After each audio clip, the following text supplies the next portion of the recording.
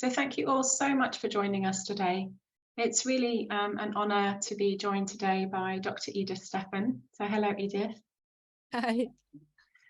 Today's session is called Continuing Bonds, the Model and How It Applies with Dr. Edith Steffen. And this is part of our Good Grief mini festival on the theme of grief and memory. So welcome, Edith, and thank you for joining us today. Before we start, some housekeeping. So this is a 1-hour webinar. So it's going to consist of a lecture by Dr. Steffen, followed by questions from the audience. So please do join in the discussion. So you can let us know where you're watching from and share your reflections in the chat. And we will have time for audience questions in the second half. So please type your questions for today's speaker in the Q&A box at the bottom of the screen. So you can find both the chat and the Q&A icons at the bottom of your Zoom screen. So it's my honour to introduce our speaker today. He'll be giving a lecture on continuing bonds as well as answering your questions. So Dr. Edith Maria Steffen is an Associate Professor in Counselling Psychology at the University of Plymouth and a registered counselling psychologist in private practice. Her research focuses on continuing bonds in bereavement, on sensory and quasi-sensory experiences of people who've died, and on meaning-oriented grief therapy. And she's published her academic research in journals such as Death Studies, Omega, Mental Health, Religion and Culture, and the Journal of Constructivist Psychology. In 2018, she was co-editor of Continuing Bonds in Bereavement, New Directions for Research and Practice.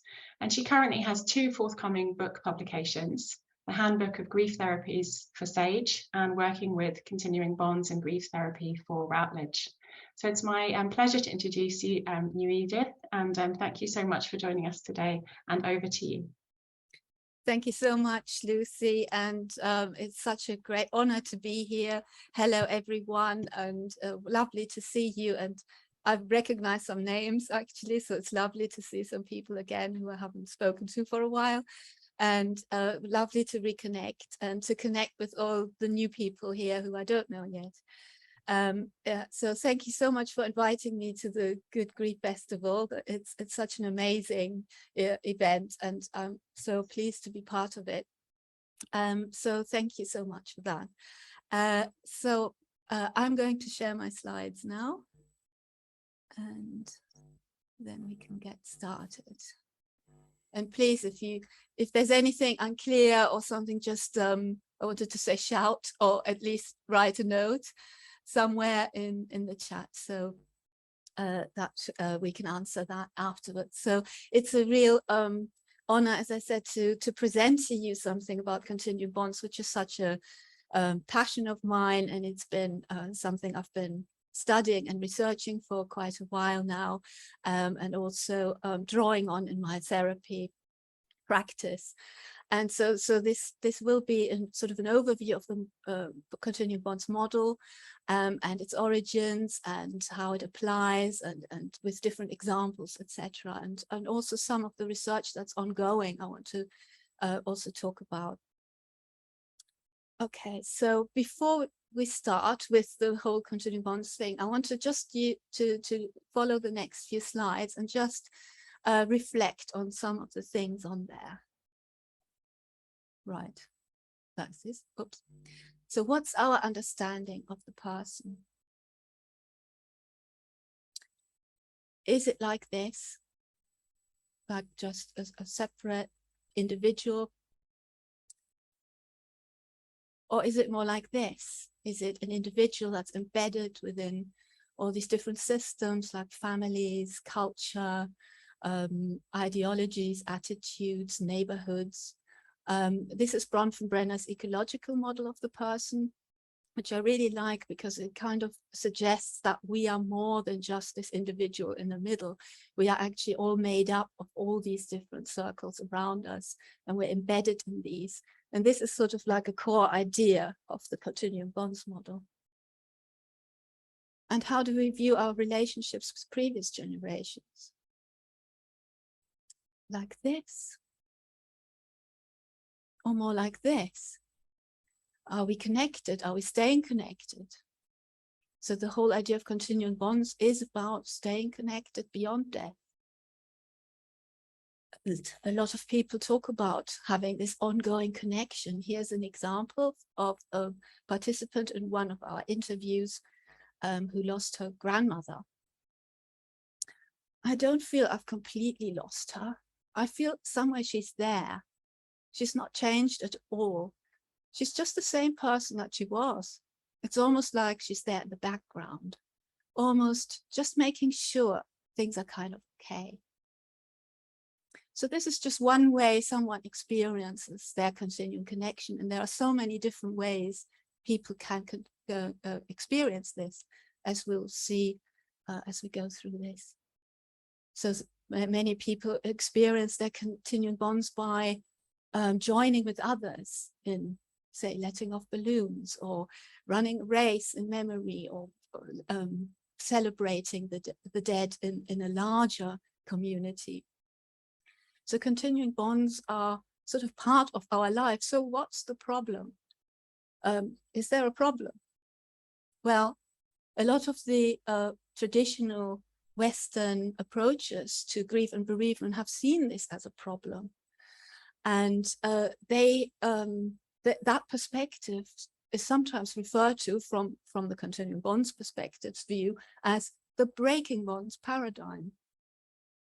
This goes back actually to 20th century approaches like Freud's Mourning and Melancholia paper that's often referred to in bereavement circles, where the people who are bereaved are told they need to let go and move on. You need to disengage from that attachment to your deceased loved one, so you can actually have new relationships, and that's necessary for a good adjustment and loss. This has been the dominant view for much of the 20th century.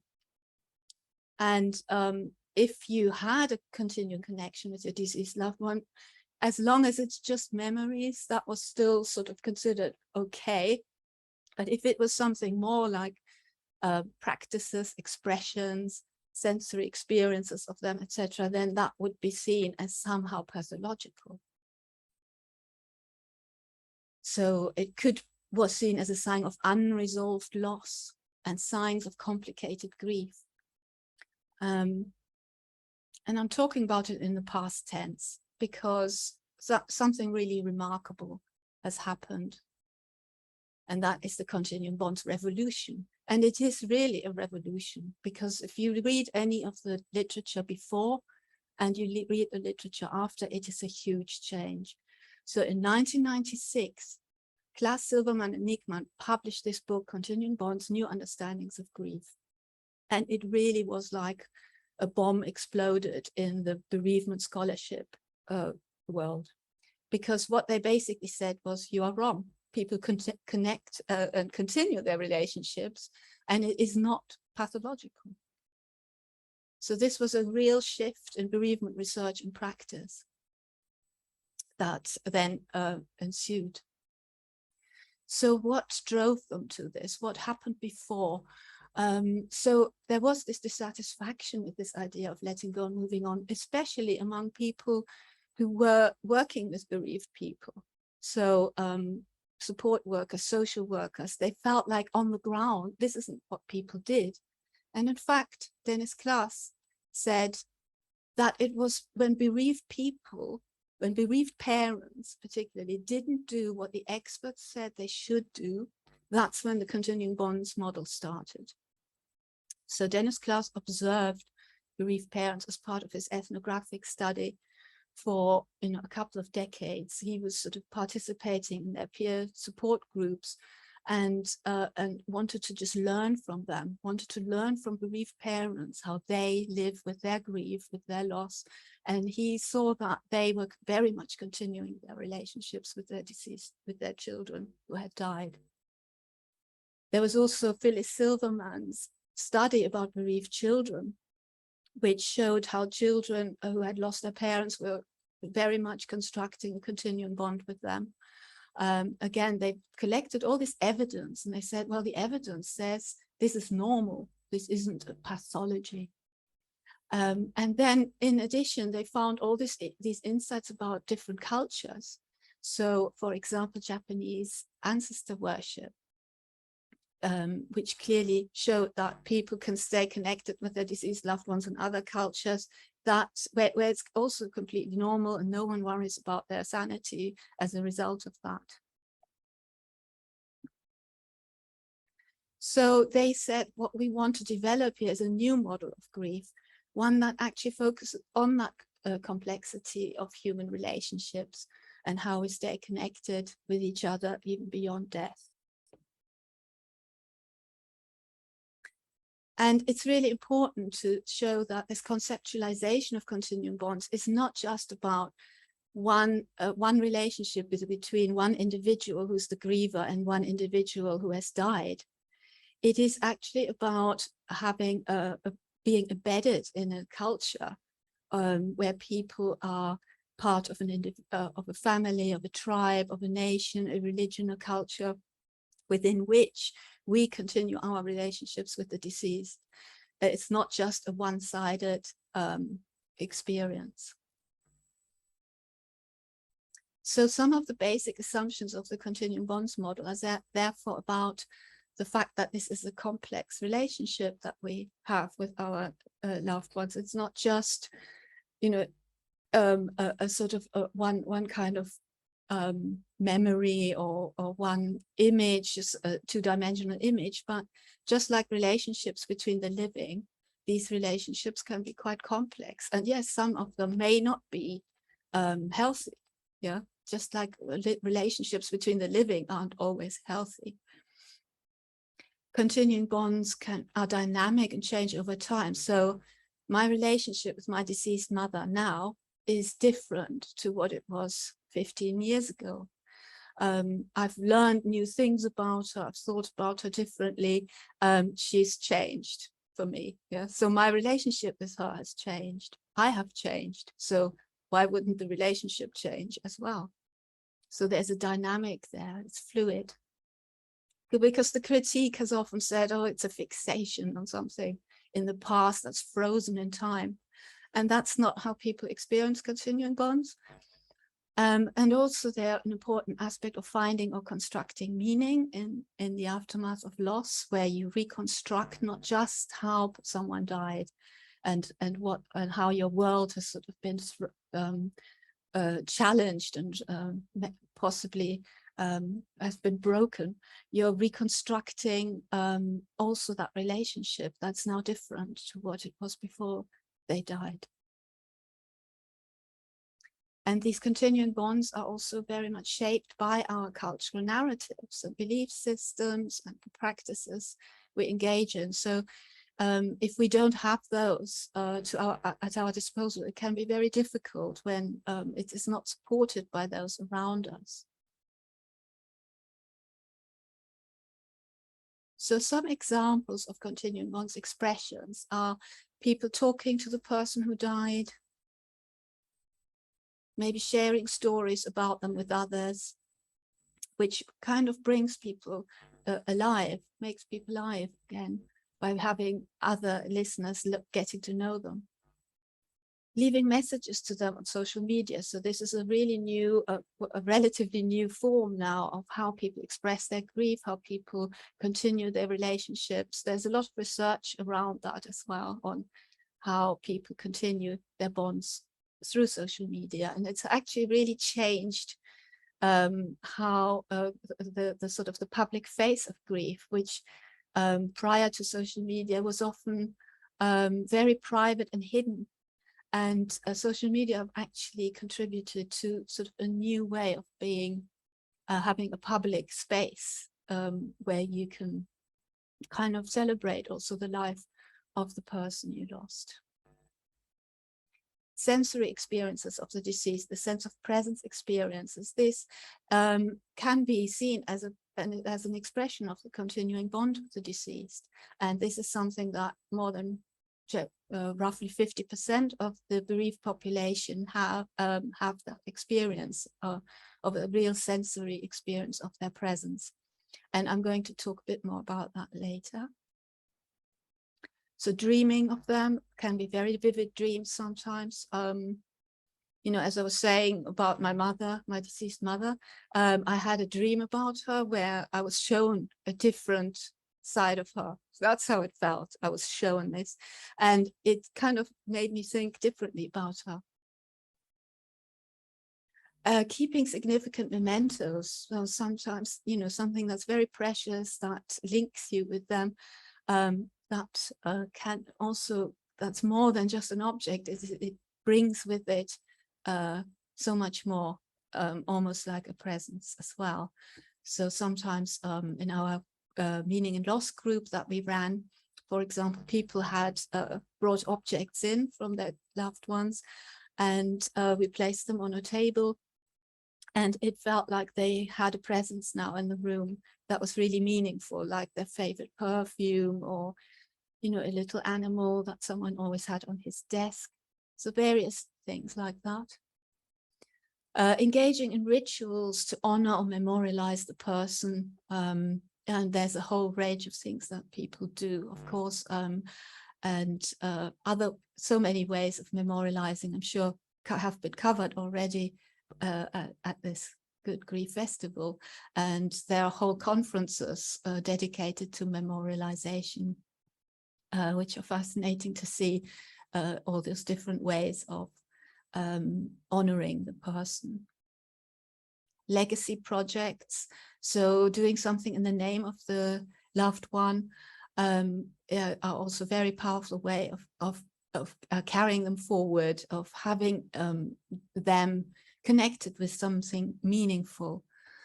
So when I spoke to parents who had lost very young people to sudden cardiac death, very young and fit and healthy people very suddenly, they sometimes said how, you know, engaging in some fundraising projects and so on, and to help people understand the illness better, or the undiagnosed heart problems better, and to help research and so on. That gave them a lot of meaning, which helped also keep that person's spirit alive. Sharing meaning, symbols, metaphors, etc. So continuing bonds can be so much. These are just some examples, and there are so many more, I'm sure, that people can think of.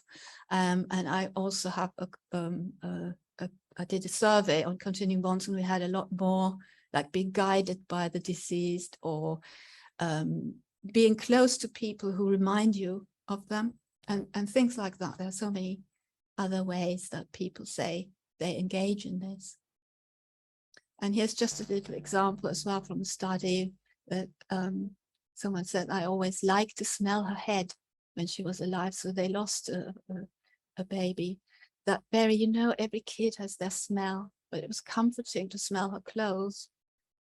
So we kind of used the items actually in a positive way, or, you know, in a healing thing, rather than get them all out of the house way, which is certainly what other people do sometimes. So I like that as a quote, because so often in the literature, in the research literature, these sorts of ways of staying connected have been almost criticized as sort of people holding on to possessions, as a sort of a stuckness kind of thing. But I think what they're saying here is it's been healing for them. And so what some of this research, this qualitative research, often does is actually listening to the people themselves and what is helpful to them, rather than trying to tell them what they should be doing on the basis of generalizations and statistical analyses that may actually be, that could be criticized for various reasons. And I'll talk about that later. So continuing bonds are also found in different ways in different cultures, and these are just a few examples here. So for example, in Japan, because the continuing bonds model really is partly developed through the knowledge about customs in Japan. And here, for example, you see someone at the family altar, the Butsudan, I don't know if I'm pronouncing that correctly, where what I really liked about hearing how people use this is that, you know, it's not just sort of praying and honoring, but it's also just sharing your news, you know, with your family member, and having that sense that they're still available for you there. Or there's this 3-day festival Obon in the summer when the dead return, and people have all these lanterns lit for them. And there's a sort of a very recent phenomenon in continuing bonds that maybe some of you may have heard of, the wind telephone or wind phone or tsunami phone, it's sometimes called. So this is a telephone box where there's the phone is not connected. And the man who put this there, he lost someone to cancer, and he wanted to have a way of talking to them and through the wind. So he developed this, and it became very, very popular after the earthquake in Japan and after the tsunami. And so many people have sort of flocked there to use that phone to speak to their loved one through the wind.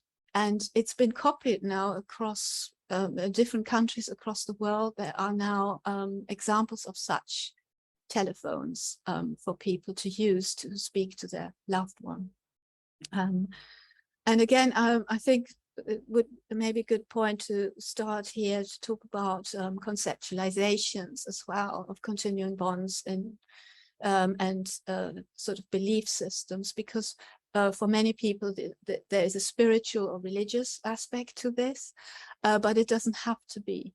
So, for example, the man who developed this telephone box, he said that wasn't a religious thing or spiritual thing for him. He just wanted to have a way of speaking through the wind to wherever, whoever. So it wasn't a fixed kind of idea of where this person might be and how they might hear you. And I think that is important to know that continuing bonds are available to everyone, whatever your belief system is. We can talk about that more in a moment. So in a study of Hong Kong Chinese people by Chan et al. In 2005, made an interesting distinction where they said, well, some continuing bonds connections are initiated by the deceased and some are initiated by the bereaved. So they're clearly seeing here a very two-sided relationship. Yeah, that it's not just the bereaved reaching out, but sometimes they come to you. There's a revisiting, there's an appearing in my dreams, they're returning home, they're presenting themselves through sense of presences. So again, sometimes for Westerners with particular ontological perspectives of the world, whether it is possible that the dead can return and so on. It's often a very Western way to say, is it real or is it not real? And sometimes people have said that kind of distinction isn't even relevant.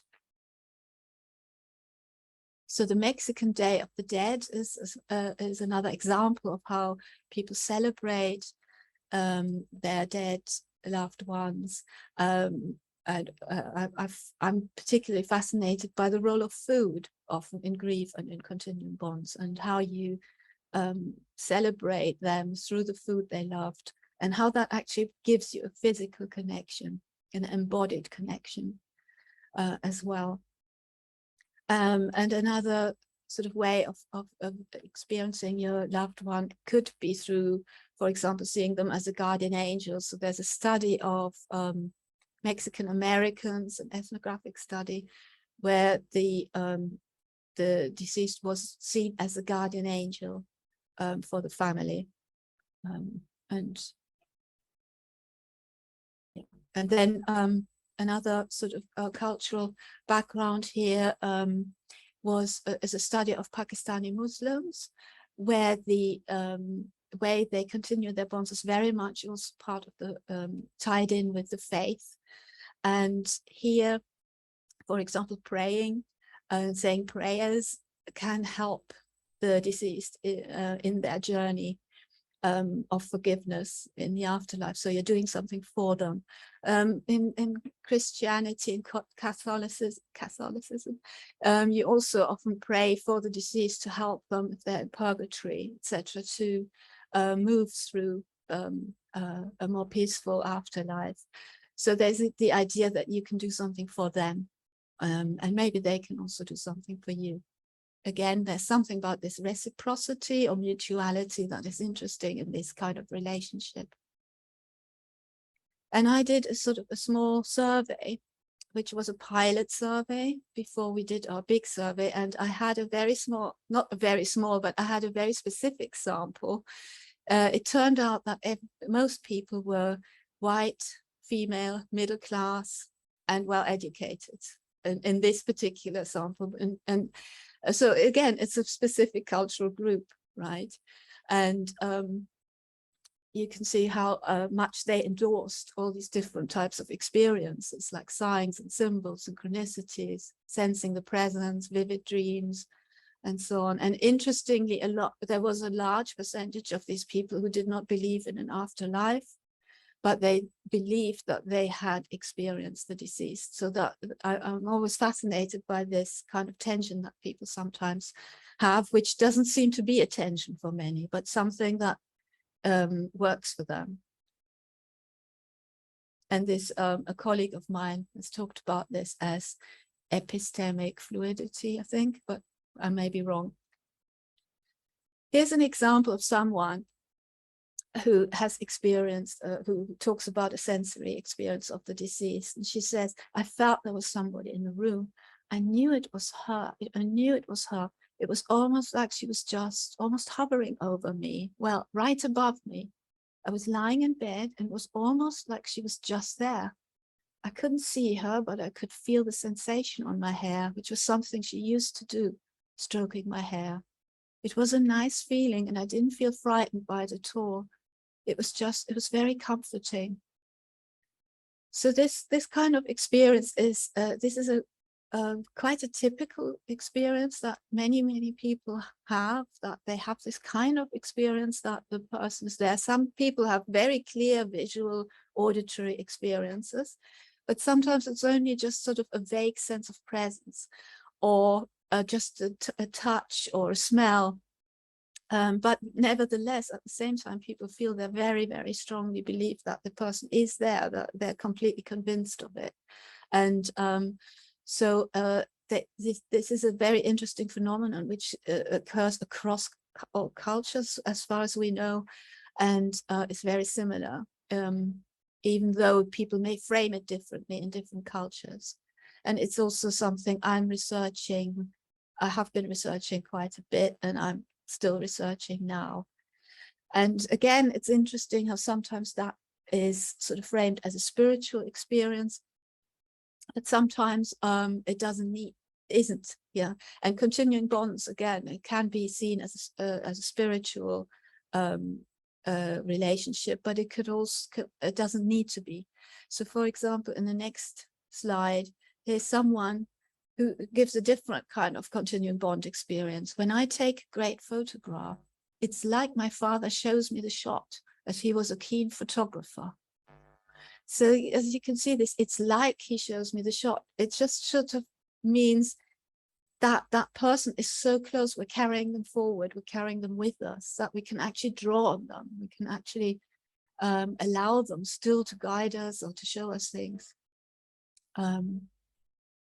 Yeah. So what does research tell us about this? So the research findings are actually contradictory.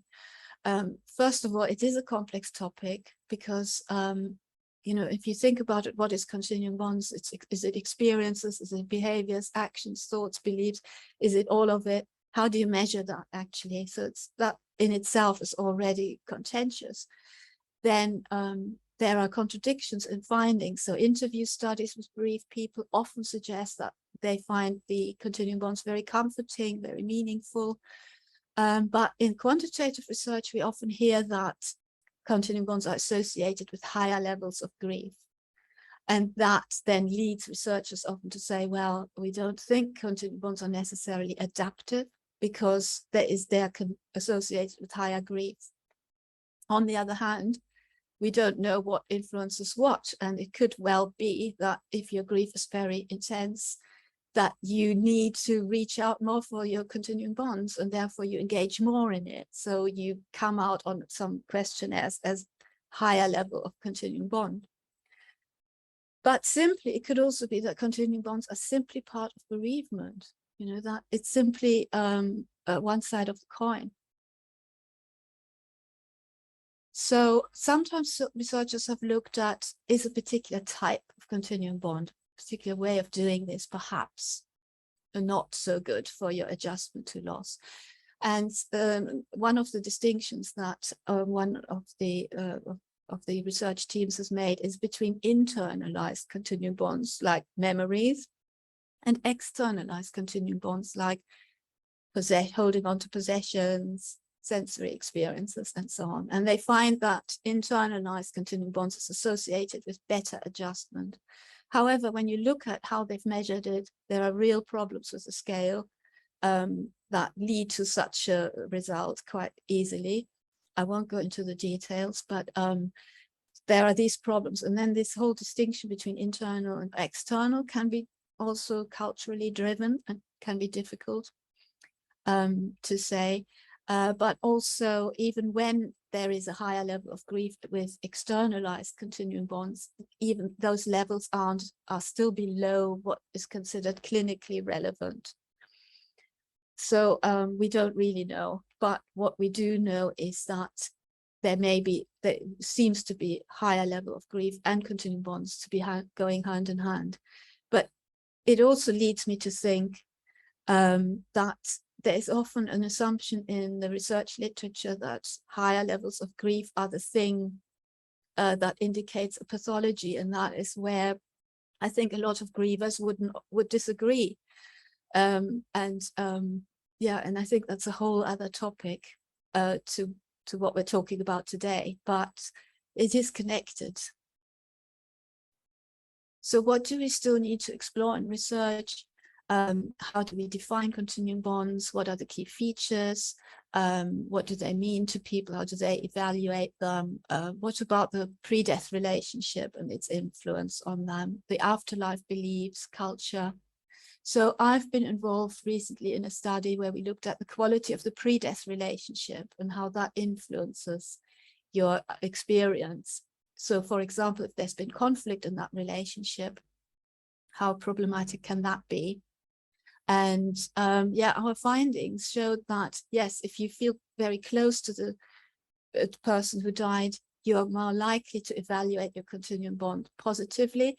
If you had more conflict prior to the death, you may evaluate your continuing bond more negatively. That makes sense. But one thing that we did find, which was surprising, was that conflict actually is a stronger predictor of how positive or negative the continuing bond is than closeness. So, which means that actually, if there is conflict in the pre-death relationship, it is worth focusing on that. Say, if you go into bereavement counseling or grief, you might talk about working with unfinished business, and that is shows again the relevance. So our research shows that there is definitely relevance for working with that. If you find your continuing bonds are negative, or you have a negative experience when you think about the person who died, there's likely to be some unfinished business that might be worth working on. So talking about therapy and counseling briefly, I realize I've gone a lot longer now already than I meant to. But one thing is, sometimes when we talk about continuing bonds and clinical issues, it's about, are they good or are they bad? Do they help or not? But we can also look at them differently and just saying, well, what actually gets in the way of having a good continuing bond? You know, can we look at that? And so, for example, one thing that gets in the way is where the dominant culture discourages continuing bonds or dismisses them. Another way of looking at it is that you don't have a way of speaking about them or about expressing them to others. You may feel worried that they ridicule you, and you haven't got the language, perhaps. Disenfranchised grief. So if your grief is not acknowledged publicly, if if you have no right to grieve, you may feel very isolated also in your continuing bond experience, because as we said, continuing bonds are not just between the person who grieves and the person who died. They are in a way embedded in all our relationships. They are sociocultural, and you may not have support then from others. There may be difficulties in the relationship. We talked about unfinished business, or what I actually really prefer is the idea of ongoing business, which is the idea that actually we don't need to finish all this business. That's still a bit the breaking bonds paradigm that gives us that language. If we want to change our language, maybe we should talk about ongoing business or ongoing issues in the relationship. There may be difficulties accessing memories. So that is particular losses where people, so for example, stillbirth or death, parental death, often through suicide, early in childhood. And there are quite a number of research studies now coming out that show or that describe how bereaved people construct a continuing bond despite these obstacles.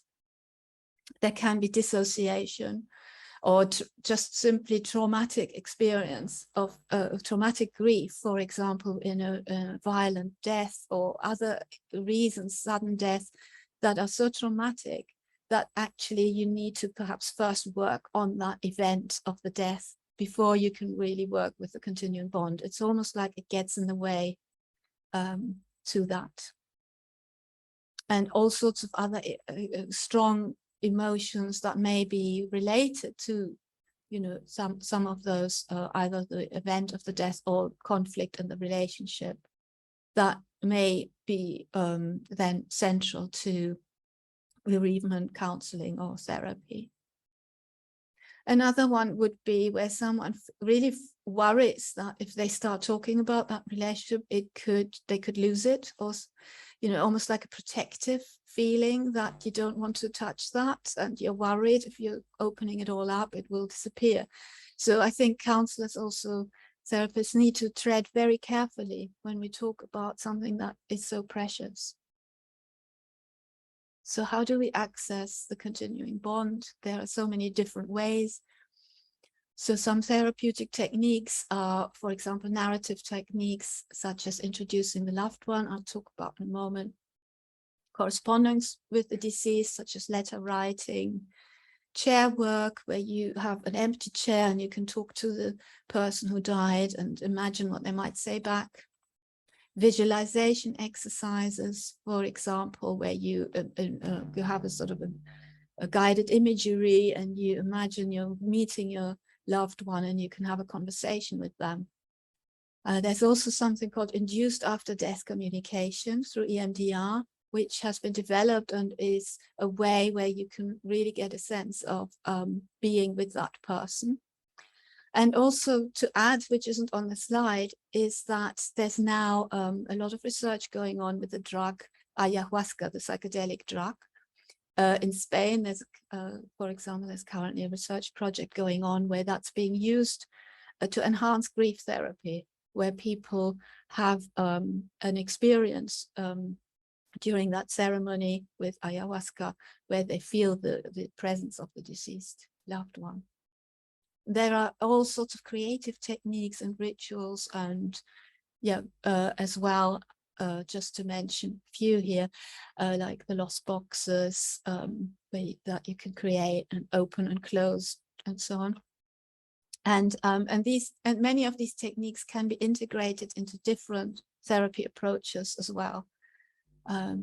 So the introducing a loved one, I just want to briefly mention because it's one of my favorite techniques. It's so simple and so powerful in a positive way. And I often use this in classes when I teach about bereavement or grief therapy. And I ask people simply to introduce that person to another person. Because very often in grief counseling therapy, we talk about the traumatic death, what it meant, the aftermath of that, adjusting to that, the emotions, the whole grief experience. And what we can actually easily leave out is the person who died and who they actually were and what they meant. And that is what this exercise can really bring back. Just to say, introduce them to me, tell me, who are they? What stories do you know? What can you share? What did you learn from them?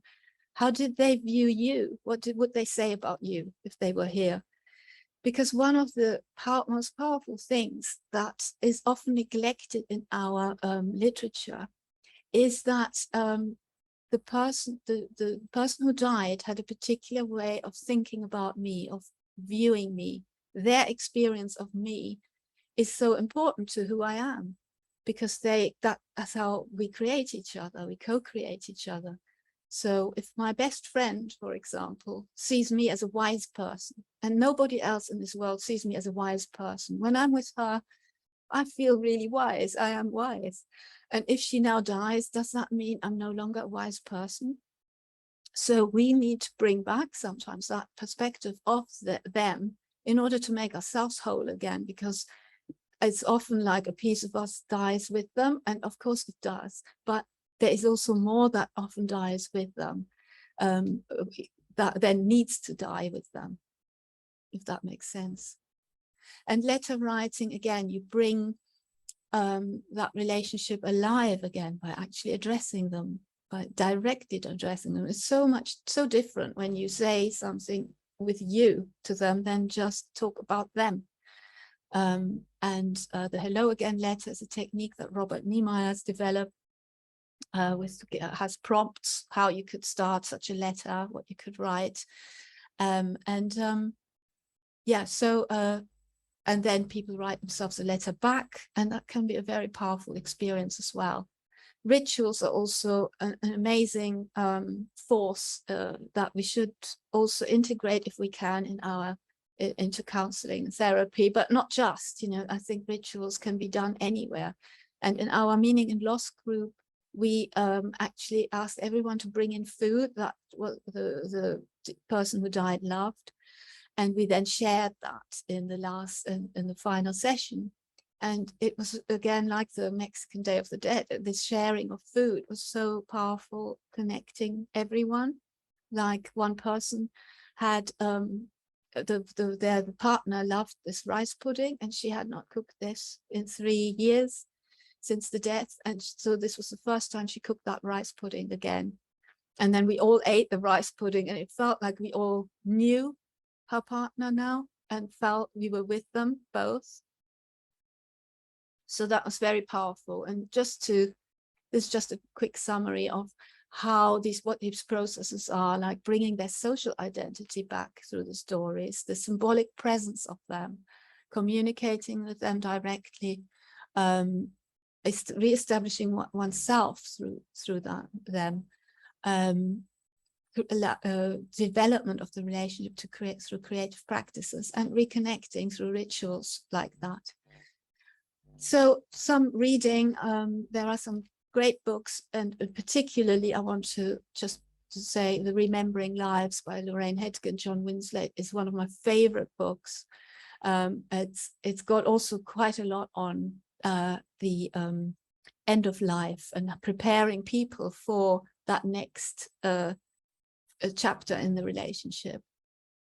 And there are also a lot of creative approaches, and some of you may have been to the book launch yesterday of When Words Are Not Enough by Jane Harris and Jimmy Edmonds, and a great book as well. And then Techniques of Grief Therapy by Robert Niemeyer is highly recommended. It's a treasure trove, these 3 books of different techniques, not just narrative or meaning reconstruction techniques, but a whole range of different therapy techniques that can be applied. And here's a plug for our forthcoming book in December 2022, The Handbook of Grief Therapies, which I've co-edited with Jane Millman and Robert Niemeyer, and it has one long section, all of different approaches like psychodynamic, existential, CBT, etc., compassion focused. And then it's got a whole section on different experiences, different circumstances, different types of relationship and death in the second part, and various other chapters. So that's just a recommendation. And then the very last slide I have, I'm sorry I've gone over so long. I feel so bad. I have this is my study that's currently going on. I'm still recruiting people to talk about their sense of presence experience. If you know someone, or want to hear more about that, you can email me. It's also in the chat. And that's it. I'm going to stop share now. Okay, sorry about going so much over. It's no problem at all, Edith. Thank you so much. That was a real, a whirlwind tour of a massive subject. But it felt a real privilege to hear you speak as a tour de force of your knowledge and wisdom on continuing bonds. So thank you for sharing that with us. And we do have some time for questions. And I'd like to start with this question, which came from Mireille Hayden on Twitter before the session. And she asked, what can we do before someone dies to enable or facilitate continuing bonds afterwards? Yeah, as I just mentioned, this book that Lorraine Hetzke and John Winslade wrote was very much also giving you sort of examples of how you can actually approach this. So especially when someone is terminally ill and they know they're going to die, it's about enabling that conversation about it. How would you like us to remember you? How can we prepare together for this new phase in our relationship, this new chapter? So it's about actually viewing this as a transition, as a change in the relationship, but not as an end. So it's quite a different focus than thinking about it in terms of anticipatory grief. It actually means we're already planning something that we want to do in the future, and they can contribute to that. So it's something that you can construct jointly together. Yeah, and it makes me think, because obviously in palliative care and end-of-life care, we talk a lot about advanced care planning, but expanding that, not just thinking of it in terms of completing forms, but actually those in-depth discussions with the people you love about what matters most to you. And I guess by extension, if you're thinking about what's going to happen after your death, it's talking about, as you said, how would you like to be remembered, or what are the important things you'd like to pass on to the people you love, for example. Exactly. And if you can do that together, then it's not just what do you want to leave, again, it's like that mutuality of the relationship, whereby also the people who are going to be left behind can also express their needs. We need, because there's very often you still need something from them before they go. You might use that opportunity to say, look, I really, how I want to have more of you, that I can, that I can keep in my life, and actually that openness can really, open things up for everyone, and create this. And there can be other generations. There can be things like, how shall we talk about you to the next generation? You can sort of forward planning even beyond the people who are currently there. Yeah. And that mutuality really struck me in your presentation. It's something I haven't thought about in the way that you described, that, you talked about the bereaved person reaching out, but equally that sense of, in some sense, the dead person also sort of making contact, making their presence felt, that it is this kind of a mutual relationship, just as it is when someone's alive. Yeah. I find it also fascinating when, sometimes, so for example, in one of my interview studies, one woman had a very strong sense of presence experience always of her deceased husband. And at one point, her sons came over to look after her for a while. And she said, she could really sense his relief that he didn't have to look after her so much. Suddenly, she said he had a bit of a holiday from having to look after her from wherever he was now. And I heard and I also want to really be respectful around that, and to say that also this person had very strong very strong sensory experiences of the deceased as well. Which really were fascinating. Yeah. And really also one of the points, I don't know, a lot of people know the dual process model of grief. Yeah, this kind of the oscillation between loss orientation and restoration orientation that you move between. And I always thought that sometimes these sense of presence experiences can be cutting through and can be both at the same time. Like the person who said she felt she couldn't drive or didn't drive very often. It was always her husband who would do the driving. So when he died, she was really scared. And she said she sat in the car and she felt his presence next to her. And that helped her drive and learn to drive again. So in a way, you could say there's both orientations coming together. And that's so touching, isn't it? Because it's, you know, I think when we are bereaved, as you alluded to in your presentation, there's this part of us that does also mourn the loss of who we were with that person or who we were to that person. And what you're describing is a way of who you, the person that you were for them can continue as well. And actually their presence with you after they've died is a way of maintaining both your connection to that person, but also the person you are when you're with that person. I mean, I know, yeah, it's especially kind of poignant, I suppose, if you've experienced the death of a child, that sense of, oh, I'll never be the same again, you know, as a parent even. If there's a way of kind of building in that connection, or indeed if you've lost a partner after a long time, as you say, and you have your roles and you have this intimacy, which is hard to imagine ever having with anyone else. So yeah, I can imagine there's real comfort in those experiences. Yeah. I'll turn now to some questions that have been coming up from the audience. So thank you all so much for your questions. Here we go. This is quite an interesting one on a decades-long continuing bond. So I met someone who lost their mum as a child, and she still sees and talks with her 20 years later. She finds her mother's presence comforting, feels her physically hugging her, smells her perfume, sees her as a guardian angel. Any comments on such a long continuing bond?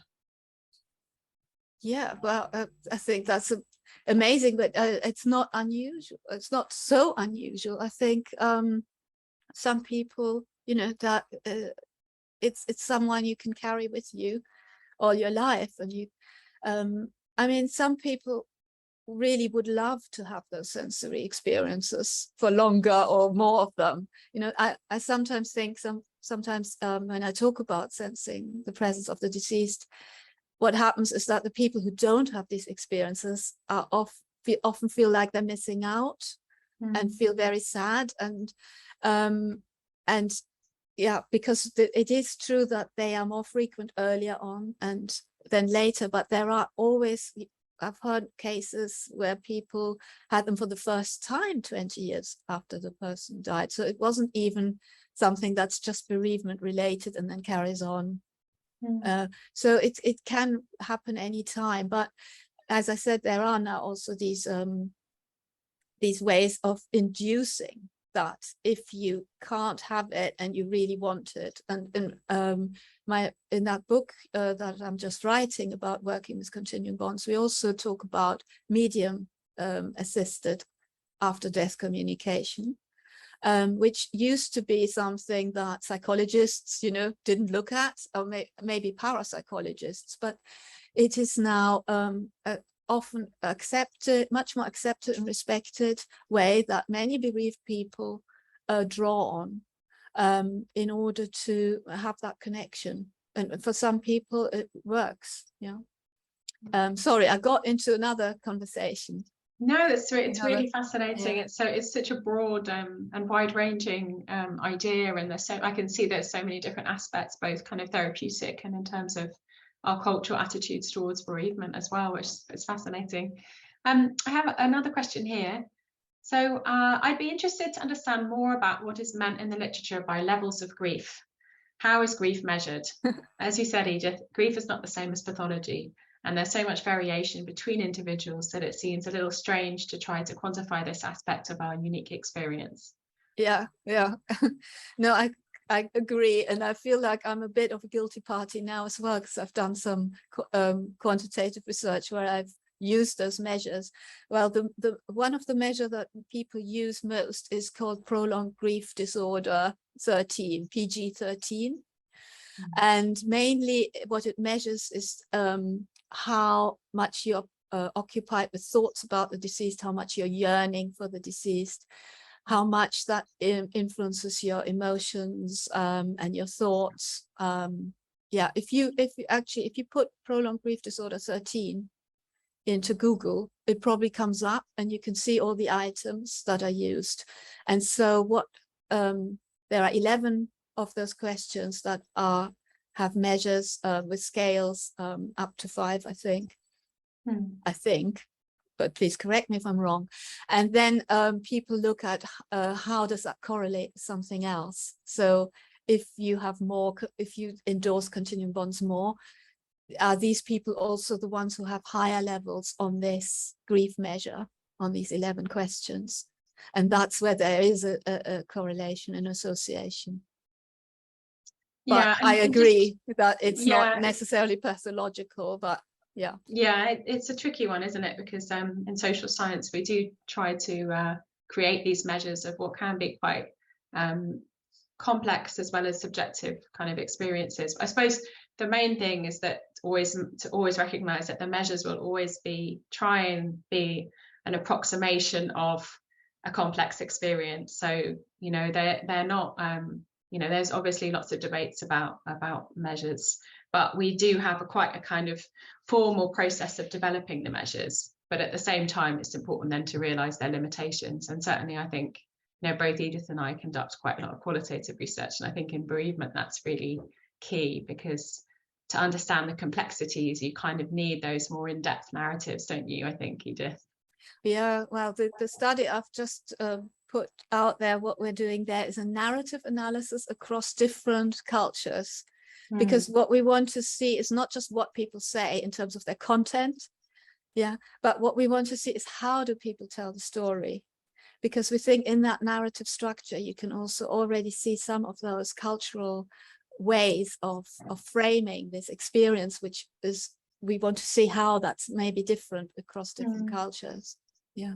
So if anyone wants to hear more about the research which Edith is conducting, so she has a study which is currently open, you can email her. So if Katrine hasn't already, I know she'll put Edith's email address in the chat. I think it sounds really fascinating and much needed. So thank you, Edith. I think we'll just do one more question. We should be finishing, but we've had a few come in.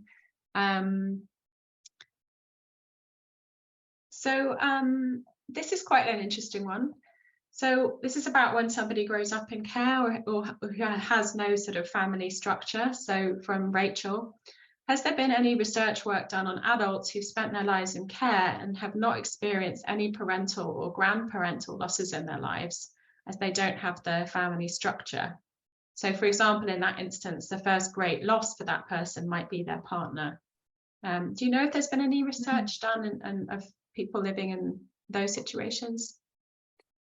I don't know. I haven't. I honestly don't know if there is research on it, but I think it's a really, really interesting idea to look. I mean, I think it's almost like that loss, because there is also already a loss, isn't there, if you grow up in care?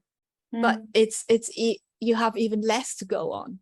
So because there's some research on people who've lost someone like a parent in early life, and how do they construct that relationship with that parent. And I think it's, if you are growing up in care, your experience of who your parents are, you might not even know much about them, if anything. It could be very, very tricky to actually construct the idea of the parent. But what I would say is, yes, maybe their first loss experience as such, sort of typical loss experience, maybe a partner loss, but I think they are already experiencing loss just by the fact that you're growing up in care.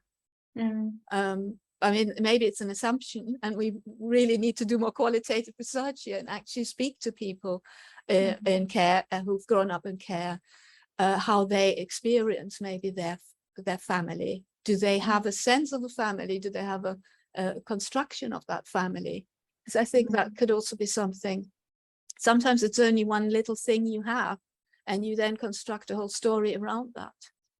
Yeah, and as Jenny has responded in the chat, you know, their first great loss is being removed from all their family, and so on top of that, there's everything that goes along with that. And as Sonia chips in, you know, family can be anyone who's important to you, and over life you may have and build up your own family of close loved ones who you rely on like family. But yeah, certainly it's a really interesting area for further research, I think. We'll take one last question before we end. So this is from Sarah or Sarah Matthews. Is it too early for research into deaths through the pandemic, where usual connections may have been disrupted, and how that might have impacted continuing bonds? No, it's not too early, and I know that Lucy is doing research in that area as well. I've actually had some students do a project last year, which they're writing up currently for publication, on how people experienced all those restrictions in terms of their continuing bond, and it's really impacting. It has really impacted people. When they haven't been able to say goodbye, or, you know, the usual rituals that you want to do. And I'm sure that there will be more research coming out of that. I mean, Lucy, you've done more than I have on this. Yeah, I mean, might be better. Well, we haven't looked specifically at continuing bonds, but certainly, you know, with Emily Harrop at Cardiff, we did a study of people's experiences of bereavement during the pandemic. And I think one of the kind of specific huge challenges and tragedies really of bereavement at this time has been this disruption to the different stages of saying goodbye. So both the kind of pre-death goodbye, so not being able to actually be with people, whether they're in a hospital or a care home, or perhaps they had COVID, or you were having to quarantine yourself as a family member. And then at the time of death itself, so you haven't been able to spend time with a person in the time leading up to the death, and then during the death itself, you weren't able to be there, perhaps. You know, if they were in a hospital or had COVID, and you were not able to actually be there at the bedside, which is such an important part for a lot of people, of supporting a loved one through a death if it's expected. And then finally, the kind of after death goodbye, the funeral and the you know, designing a meaningful celebration of the person's life. You know, for a lot of people, we're not able to do that in the way they would have wanted. So I think the disruption at those levels is bound to have, you know, potentially a profound effect on people's experiences of bereavement. And it will be interesting, won't it, to see over the next few years what we learn about those disruptions in terms of longer term continuing bonds and people's experiences of bereavement. Yeah, and actually the survey I've done on continuing bonds was with a pre-pandemic sample, not even deliberate. We finished data collection in December 2019, actually. So interestingly, so we're now waiting 3 years, and it's actually coming up very soon, to compare, to have a new, to run the survey again. Obviously, it will be different people. It's not really longitudinal, but we will be able to make some comparisons when we have a now post-pandemic, or as of March 2020, people who died as of March 2020 until March 2023. And then we want to run a survey for that group to see how is their continuing bonds experience now different to the pre-pandemic example. That'll be really fascinating, Edith. I look forward to seeing that. I think we'll need to end there as we run over a little bit. Thank you all so much for joining us, and it really, it's really touched me to see everyone's interaction in the chat. But also, it's just been such a privilege to hear your presentation, Edith, and to learn more about continuing bonds.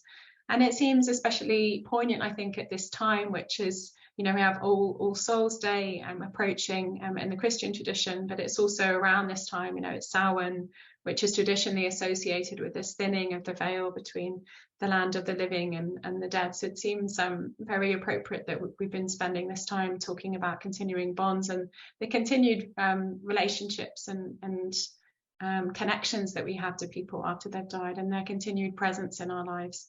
So I really want to thank you for that. Thank you. Yeah, and thank you so much for inviting me. It's been a real pleasure and privilege. It's been great. So goodbye to everybody who's joined us from home. Thank you so much, and thank you to Katrine for manning the chat and being so brilliant as a production manager for Good Grief. So thank you, and good night, everybody.